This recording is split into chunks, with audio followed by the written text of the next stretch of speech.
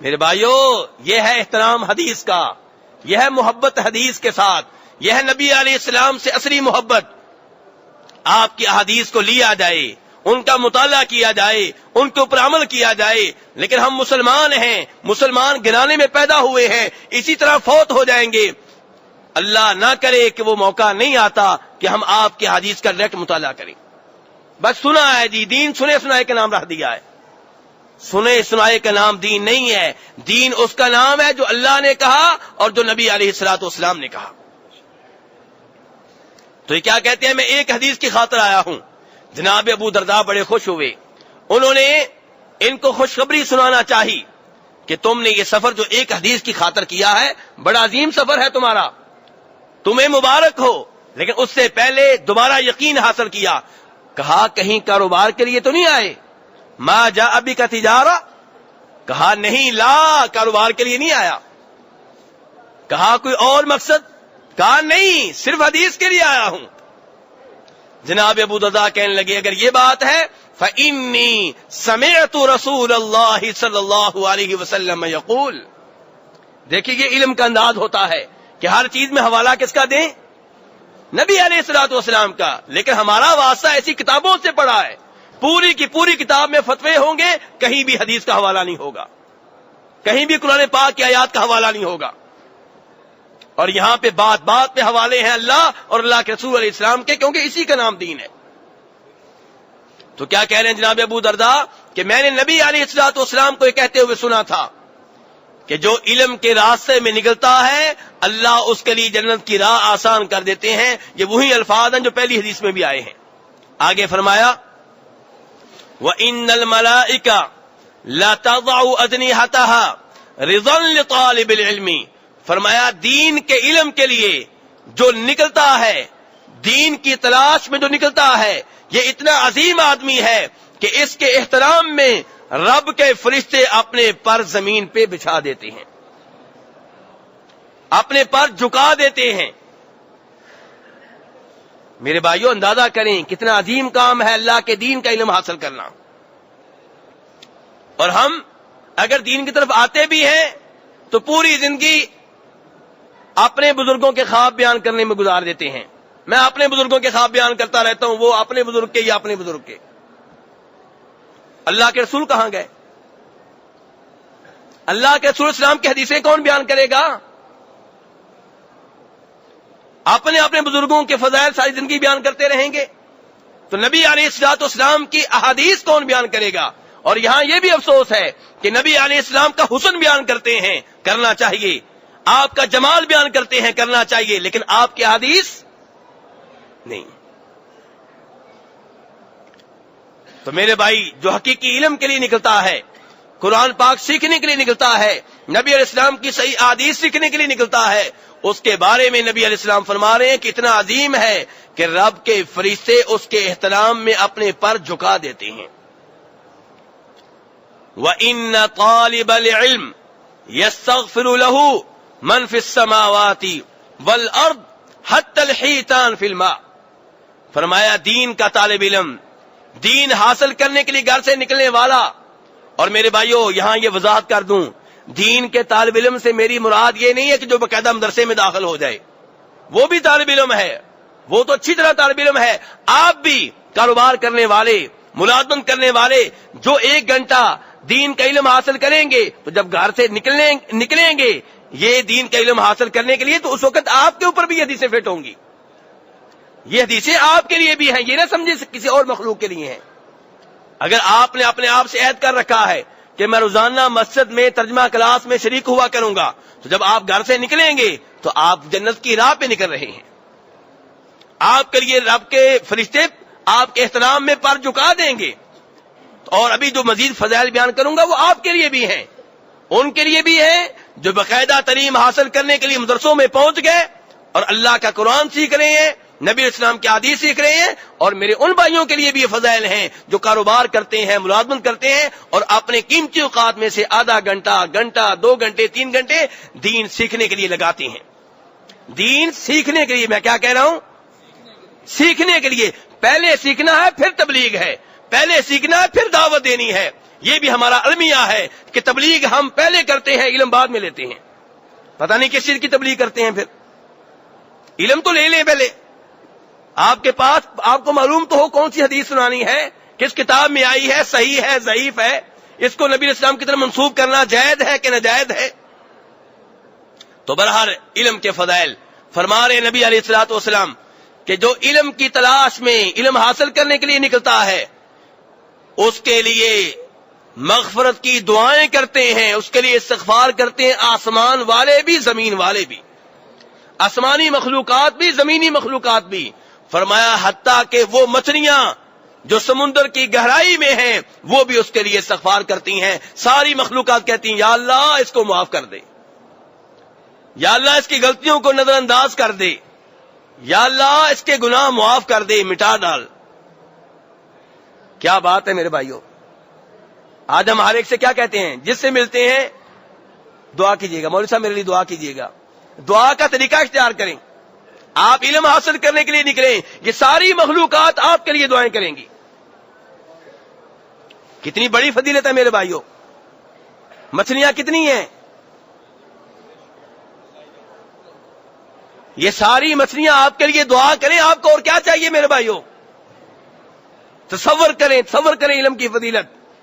دین کا علم حاصل کرنا، اللہ کا کلام سیکھنا. لیکن بار بار میں توجہ دلا رہا ہوں، اللہ کا کلام سب سے پہلے سیکھیں. ہم دنیا جہاں کے پروفیسروں اور مولویوں اور علماء کی کتابیں سیکھ لیتے ہیں، نہیں سیکھتے تو اللہ کا کلام نہیں سیکھتے. زیادہ تلاوت سیکھ لی بس، برکت کے طور پہ تلاوت کر لی بس، آگے اللہ نے کہا کیا ہے یہ نہیں پتا. ہماری مثال کسی آدمی نے یوں دی ہے کہ کسی کو والدہ کا لیٹر ملے اور چومتا چاٹتا رہے سارا دن، سارا مہینہ، سارا سال، اور یہ زحمت نہ کرے کہ کھول کے پڑھوں والدہ نے کہا کیا ہے. یہی ہماری صورتحال ہے. تو بہرحال میرے بھائیو بڑا عظیم ہے وہ آدمی جو قرآن پاک کی تلاوت سیکھنے کے لیے، قرآن پاک کا ترجمہ سیکھنے کے لیے، قرآن پاک کی تفسیر سیکھنے کے لیے، نبی علیہ السلام کی حدیث سیکھنے کے لیے گھر سے نکلتا ہے، کیونکہ اس عظیم آدمی کے لیے ساری مخلوقات استغفار کرتی ہیں. فرماتے ہیں نبی علیہ الصلوۃ والسلام وَإِنَّ فَضْلَ الْعَالِمِ عَلَى الْعَابِدِ كَفَضْلِ الْقَمَرِ لَيْلَةَ الْبَدْرِ عَلَى سَائِرِ الْكَوَاكِبِ. فرمایا وہ مسلمان جس کے پاس دین کا علم ہے، قرآن کا علم ہے، نبی علیہ السلام کی صحیح حدیث کا علم ہے، یہ آدمی عام عبادت گزار سے بہت افضل ہے، بہت بہتر ہے. فرمایا ایسے ہی جیسے 14ویں رات کا چاند سارے ستاروں سے افضل ہے. 14ویں رات کے چاند کی باقی ستارے اس کا مقابلہ کر سکتے ہیں؟ فرمایا وہ عبادت کرنے والا جس کے پاس علم ہے، اس کو پتا ہے میں نماز میں رفع الیدین کرتا ہوں تو کیوں کرتا ہوں، نہیں کرتا تو کیوں نہیں کرتا. اگر میں رکوع میں اپنے ہاتھ گھٹنوں کے اوپر رکھتا ہوں تو کیوں رکھتا ہوں، ہاتھ کھولنے ہیں کہ انگلیاں بند کرنی ہیں، کمر میری اوپر ہوگی کہ برابر ہوگی، لیول کیا ہوگا، کس حدیث کی وجہ سے ایسے ہوگا. یہ نہیں کہ کس مولوی صاحب نے کہا، نہیں، اللہ کے رسول نے کیا کہا ہے. اللہ کے رسول سے تعلق قائم کریں، اللہ کے رسول سے اپنا رابطہ استوار کریں، مضبوط بنائیں صلی اللہ علیہ وسلم. تو میرے بھائیو نبی علیہ السلام کیا فرما رہے ہیں کہ وہ عالم دین جس کے پاس قرآن و حدیث کا علم ہے یہ عام عبادت گزار کے مقابلے میں ایسے ہی افضل ہے جیسے 14ویں رات کا چاند تمام ستاروں سے افضل ہے. اور دوسری صحیح حدیث میں نبی علیہ السلام فرماتے ہیں، اس حدیث میں نہیں ایک اور حدیث میں فرمایا وہ عالم دین جس کے پاس قرآن و حدیث کا علم ہے وہ عام عبادت گزار سے ایسے ہی افضل ہے جیسے میں تم سب سے افضل ہوں. میرے بھائیو تصور کریں، میرے بھائیو علم حاصل کرنا دین کا یہ عبادت ہے. لوگ کہتے نہیں جی ہم نفل پڑھ رہے ہیں.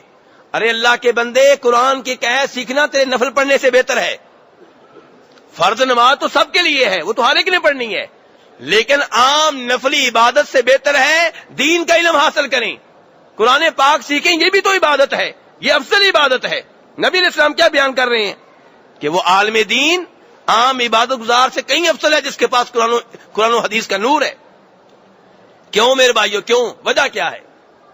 وجہ یہ ہے کہ جس کے پاس علم ہوگا وہ پوری دنیا کو منور کرے گا، روشن کرے گا. وہ چراغ ہے. وہ کیا ہے؟ چراغ ہے. گھر میں بیٹھے گا، گھر والے روشنی حاصل کریں گے. محلے میں ہوگا، محلے والے اس سے روشنی حاصل کریں گے. اپنے شہر میں ہوگا، شہر والے اس کی مسجد میں جمعہ پڑھیں گے اور فتوے پوچھیں گے، مسئلے سنیں گے، نصیحت حاصل کریں گے. وہ جدھر جائے گا کہ نور ہے، چراغ ہے، سورج ہے. اور عبادت گزار نفل پڑے گا، کس کو فائدہ ہے جی؟ صرف اپنی ذات کو، بس کسی اور کو نہیں. اور جو نفل پڑے ہیں وہ بھی خطرے میں ہیں. کیوں خطرے میں ہیں؟ اس کو پتہ ہی نہیں ہے کہ میں نے صحیح پڑھے ہیں کہ غلط پڑھے ہیں. اور عالم دین جو 2 رکعتیں پڑھے گا ستھری پڑھے گا، نبی علیہ السلام کی حدیث کے مطابق پڑھے گا. اس کو پتا ہوگا رفع الیدین کرنا ہے کہ نہیں کرنا. کرنا ہے تو کندھوں کے برابر کرنا ہے یا کانوں کے لو کے برابر کرنا ہے. اگر کانوں کے برابر کرنا ہے تو کیوں، کس حدیث کی وجہ سے؟ کندھوں کے برابر کرنا ہے تو کیوں، کس حدیث کی وجہ سے؟ اس کو پتا ہوگا کہ یہ جو کہا جاتا ہے کہ مردوں عورتوں کے رفع الیدین میں فرق ہے، یہ کس حدیث میں آیا ہے؟ کوئی حدیث ہے بھی کہ نہیں ہے، یا بات بنا لی گئی ہے؟ اس کو پتا ہوگا.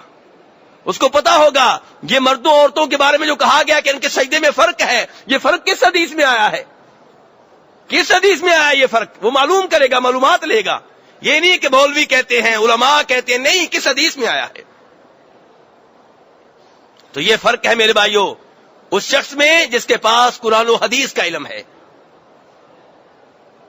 کتابیں کئی لوگوں نے پڑھی ہوئی ہیں، مجھے پتا ہے. آپ میں سے کئی لوگوں نے کتابیں دین کی پڑھی ہوں گی، نماز کی بھی پڑھی ہوں گی. لیکن وہ نماز کا طریقہ کس کا ہوگا؟ جس مولوی صاحب نے لکھی ہے. آگے انہوں نے حدیث نہیں لکھی. بخاری شریف کی حدیث نمبر اتنی، مسلم شریف کی حدیث نمبر اتنی. اب وہ مولوی صاحب کی بیان کردہ نماز ہے، نبی علیہ السلام نے کیا کہا ہے وہ نہیں پتا. اور صحابہ کرام اس معاملے میں اتنی احتیاط کیا کرتے تھے کہ اللہ کی قسمیں اٹھا کے ایک دوسرے سے کہا کرتے تھے کہ مجھ سے نماز کا طریقہ سیکھ لو. اللہ کی قسم میرا طریقہ نماز سب سے زیادہ نبی علیہ السلام کے مشابہ ہے. کس کے مشابہ ہے؟ نبی علیہ السلام کے مشابہ ہے. اور میرے بھائیوں علم کے فضائل میں یہ حدیث تو میں بیان کر رہا ہوں اتنی عظیم ہے کہ اس کے آخری جملے میں نبی علیہ السلام فرما رہے ہیں ان العلماء ورثۃ الانبیاء، کہ دین کا علم لینے والے، قرآن و حدیث سیکھنے والے عام لوگ نہیں ہیں، یہ انبیاء کرام علیہم الصلوۃ والسلام کے وارث ہیں. کن کے وارث ہیں؟ انبیاء کے وارث. آپ تو اپنے باپ کے وارث ہیں نا. اور علماء کس کے وارث ہیں؟ انبیاء کے وارث. اللہ اکبر، کتنی عظیم وراثت ہے، کتنے عظیم لوگوں کے وارث ہیں. فرمایا علماء انبیاء کے وارث ہیں. اب سوال پیدا ہوا کہ نبی علیہ السلام نے انبیاء نے وراثت میں کیا چھوڑا؟ کتنے پلاٹ چھوڑے، کتنی کوٹھیاں چھوڑی، کتنے درم و دینار چھوڑے؟ نہیں نہیں نہیں نہیں. فرمایا انما ورثت العلم، وہ درم و دینار وراثت میں چھوڑ کے نہیں گئے. کیا چھوڑ کے گئے ہیں؟ علم چھوڑ کے گئے ہیں، عبادت کا طریقہ چھوڑ کے گئے ہیں، حج کا طریقہ چھوڑ کے گئے ہیں، توحید چھوڑ کے گئے ہیں، اللہ کے بارے میں کیا، اللہ کے نام کون سے ہیں یہ معلومات دے کر گئے ہیں، اللہ کی صفات کیا ہیں یہ معلومات دے کر گئے ہیں، جنت کیسے ملتی ہے یہ معلومات دے کے گئے ہیں. جو یہ معلومات حاصل کرے گا وہ انبیاء کرام علیہم الصلوۃ والسلام کا وارث بن جائے گا. اور فرمایا جس نے جتنی وراثت لے لی اتنا وارث بن گیا. انبیاء کی وراثت بھی بڑی عظیم وراثت ہے اور بڑی عجیب وراثت ہے. جب ہم میں سے کوئی اپنے باپ کا وارث بنتا ہے تو کیا کہتے ہیں جی دکان ایک ہے اور ایک مکان ہے. اب دکان ظاہر ہے کتنے بیٹے لے سکتے ہیں؟ ایک ہی لے گا. یا کیا فیصلہ ہوگا کہ بیچ دو، پیسے تقسیم کر لو. اور پیسے جو ایک کے پاس آئے دوسرے کے پاس نہیں ہوں گے، دوسرے کے پاس ہوں گے، تیسرے کے پاس نہیں ہوں گے. مکان اگر 4-5 چھوڑ دیے ہیں تو جو مکان اس کے پاس ہے اس کے پاس نہیں ہوگا، جو اس کے پاس ہے اس کے پاس نہیں ہوگا. لیکن انبیاء کرام کی وراثت دیکھیے، ایک ہی حدیث کو سارے لوگ حاصل کر سکتے ہیں. ایک ہی حدیث، ایک ہی ایت، سارے حافظ بن جائیں، کوئی رکاوٹ نہیں ہے. انبیاء کرام کی وراثت ختم نہیں ہوتی. وہی وراثت دادے کے پاس ہے، وہی باپ کے پاس ہے، وہی پوتے کے پاس ہے، وہی بیٹے کے پاس ہے، ایک ہی حدیث ہے، سب لے سکتے ہیں، کوئی رکاوٹ نہیں ہے۔ یہاں پہ کوئی یہ نہیں کہہ سکتا کہ یہ آیت میں نے حفظ کر لی ہے تم نہ حفظ کرنا، یہ حدیث میں نے پڑھ لی تم نہ پڑھنا، نہیں۔ انبیاء کرام علیہم السلام کی وراثت عام ہے سب کے لیے۔ فمن اخذہ اخذ بحق وافر، فرمایا جس نے یہ وراثت لے لی اس کے نصیبوں کے کیا کہنے، اس نے بڑی عظیم وراثت لے لی ہے۔ میرے بھائیو، حاجی صاحبان خود بھی علم حاصل کریں، اپنے بیٹوں کو اس لائن پہ لگائیں، اپنے پوتوں کو اس راستے پہ لگائیں، قرآن پاک کا حافظ بھی بنائیں، قرآن پاک کا عالم بھی بنائیں، قرآن پاک کا حافظ بھی بنائیں، قرآن پاک کا عالم بھی بنائیں۔ بیٹے کو زبانی قرآن پاک بھی آتا ہو اور بیٹے کو یہ بھی پتا ہو کہ اس قرآن پاک میں میرے رب نے مجھ سے کیا کہا ہے، میرے رب کے نام کون سے ہیں، میرے رب کی صفات کیا ہیں۔ جب اس کو پتا ہوگا کہ رب نے قرآن پاک میں اپنی صفات کیا بیان کی ہیں، پھر وہ اللہ کے سوا کسی اور کو مشکل کشا نہیں کہے گا۔ اس کو پتا ہوگا رب نے قرآن پاک میں اپنا تعارف کیا کرایا ہے، وہ کسی اور کو حاجت روا نہیں مانے گا، کسی اور کو گنج بخش نہیں کہے گا، کسی اور کے سامنے نہیں جھکے گا، کسی قبر کو سجدہ نہیں کرے گا، کسی قبر کو رکوع نہیں کرے گا، کیونکہ وہ جانتا ہے میرے رب کی شان کیا ہے۔ اور جن کو قرآن پاک کا ترجمہ نہیں آتا، تفسیر نہیں آتی، گہرائی سے قرآن پاک کا مطالعہ نہیں کرتے، حفظ کر بھی لیں تو قبر والوں کے سامنے جھکتے رہتے ہیں، کیونکہ ان کو پتہ ہی نہیں کہ رب کی شان کیا بیان ہوئی ہے۔ اس لیے میرے بھائیوں، قرآن پاک کا علم حاصل کریں، نبی علیہ السلام کی صحیح حدیث کا علم حاصل کریں۔ اور آپ میرے وہ بھائی جو مسجد نبوی میں بیٹھے ہوئے ہیں، ایک حدیث آپ کے نام، ابن ماجہ کی روایت ہے، صحیح حدیث ہے، فرمایا نبی علیہ الصلوۃ والسلام نے جو میری اس مسجد میں آیا، کس مسجد میں؟ مسجد نبوی میں، علم لینے کے لیے یا علم دینے کے لیے، وہ ایسے ہے جیسے اللہ کی راہ میں جہاد کر رہا ہو۔ آپ ابھی اس مجلس میں بیٹھے ہیں، کیوں بیٹھے ہیں؟ علم لے رہے ہیں۔ میں علم بیان کر رہا ہوں، آپ لے رہے ہیں، اللہ کرے میری نیت بھی صاف ہو، آپ کی بھی صاف ہو، تو فرمایا یہ ایسے جیسے آپ اللہ کی راہ میں جہاد کر رہے ہیں۔ اور یہ فضیلت کسی اور مقصد کے لیے نہیں ہے۔ تو میرے بھائیوں، کہنے کا مطلب یہ ہے کہ اپنا زیادہ سے زیادہ ٹائم دین کے علم کو دیں، فرض نماز پڑھیں، سنتے پڑھیں، اس کے بعد کوشش کریں کہ آپ قرآن پاک کا ترجمہ سیکھیں، نبی علیہ السلام کی احادیث سیکھیں۔ یہ عبادت بھی ہے، علم بھی ہے، اور ایسی عبادت ہے جس کا دوسروں کو بھی فائدہ ہوگا۔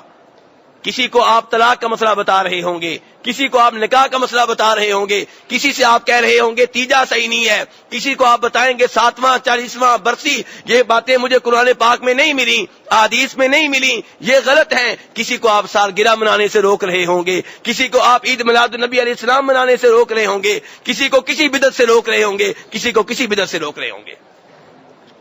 یہ کس وجہ سے؟ علم کی وجہ سے۔ اللہ تبارک و تعالی ہمیں قرآن و حدیث کا علم حاصل کرنے کی توفیق عنایت فرمائے۔